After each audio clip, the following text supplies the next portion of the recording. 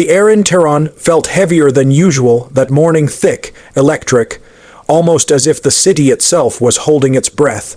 Car horns echoed through crowded streets, vendors shouted over one another, but beneath the noise, something else stirred, a quiet, unsettling tension that no one could quite name yet.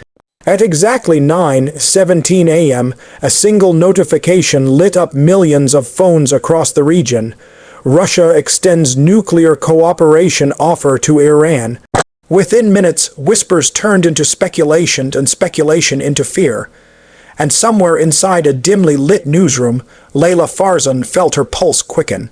Leila had spent 10 years chasing stories that others were too afraid to touch. Growing up in a modest home in Shiraz, she had watched her father, a history teacher, carefully weigh every word he spoke, even at the dinner table. Truth, he used to say, is powerful, but it comes with a cost. Those words had followed her into adulthood, shaping her into a journalist who believed that silence was the most dangerous lie of all. Now, sitting at her desk in Tehran, staring at the breaking headline, she felt that same childhood fear creeping back in. "Why is no one reacting?" she murmured, scrolling rapidly. "Where's the response?" Her colleague Armin leaned over, his voice low. "The real question," he said, "is why the United States hasn't said anything yet.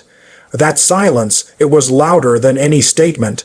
Across the city, in a quiet apartment overlooking the Alborz Mountains, Dr. Reza Khan was staring at the same news. But for him, it wasn't just a headline. It was personal. Reza was a nuclear physicist, not the kind who appeared on television or wrote opinion pieces, but the kind who worked behind secured doors, buried in equations and ethical dilemmas. As a young man, he had dreamed of using science to heal, to innovate, to push humanity forward. But somewhere along the way, that dream had collided with geopolitics. He remembered the first time he was recruited. "You're not building weapons," they had told him. "You're building security." He had wanted to believe that. Now, years later, as he read about Russia's offer, a cold realization settled in his chest. "This changes everything," he whispered. Meanwhile, thousands of miles away in Washington, Daniel Hayes sat in a conference room where the silence was just as heavy, but far more deliberate. Daniel wasn't a politician. He was an analyst, one of those invisible minds behind the scenes who studied patterns, predicted outcomes, and whispered advice into the ears of power. He had built his career on one belief, that every global move had a hidden layer, and every silence carried meaning. He stared at the report in front of him, Russia offering nuclear cooperation to Iran and no immediate U.S. response. It didn't make sense. Or maybe, he thought, leaning back slowly, it makes too much sense. Back in Tehran, Leila's investigation began to unfold. At first, it was just fragments, anonymous sources, cautious statements, hints of urgency buried beneath diplomatic language. But then came the first turning point. A contact agreed to meet her. They chose a crowded cafe where the noise could swallow their words. The man arrived late, his eyes scanning every corner before he sat down. "You didn't get this from me," he said immediately. Leila leaned forward. "Then tell me why it matters." He hesitated, then exhaled. "This isn't just about nuclear energy," he said.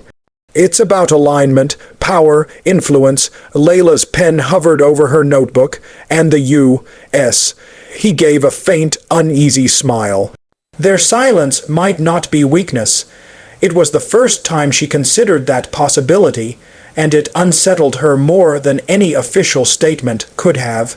At the same time, Dr. Reza found himself pulled into meetings he hadn't expected, rooms filled with guarded faces.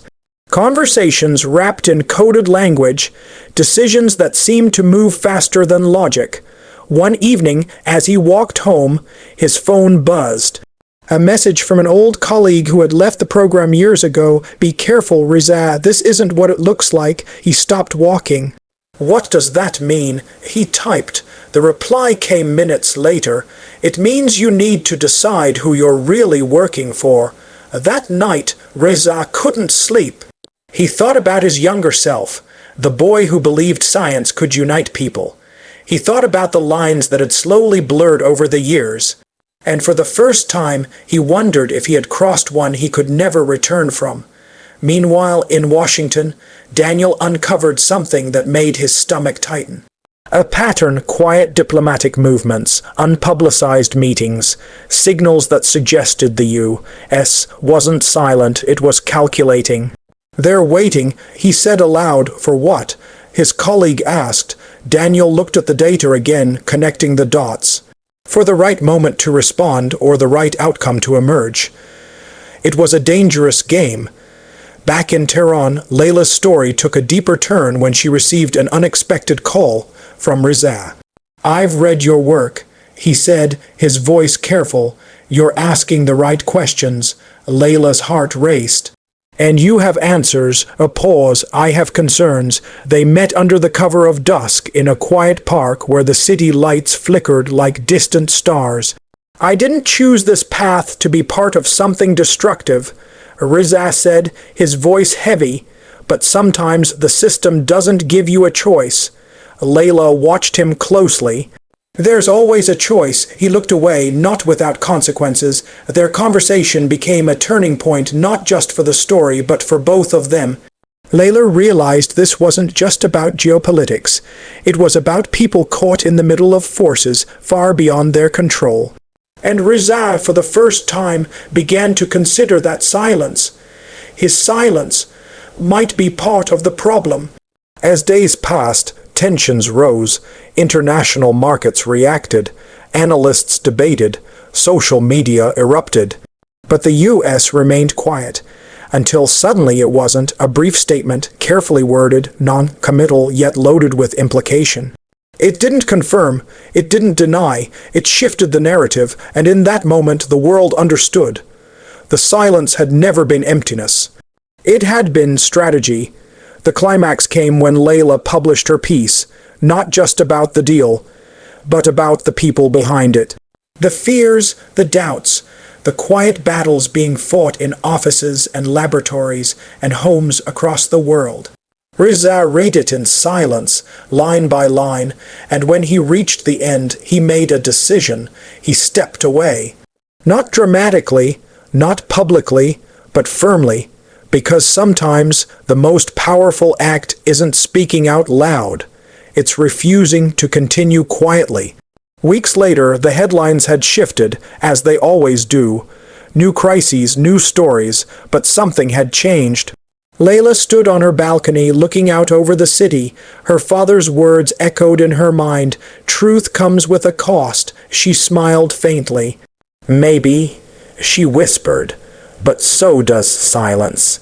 And somewhere in another part of the world, Daniel closed his report, realizing that not every move needed to be loud to be powerful, and not every silence meant inaction. Sometimes the quietest moments carry the heaviest weight, and sometimes the real story isn't what happens, but what people choose to do when no one is watching.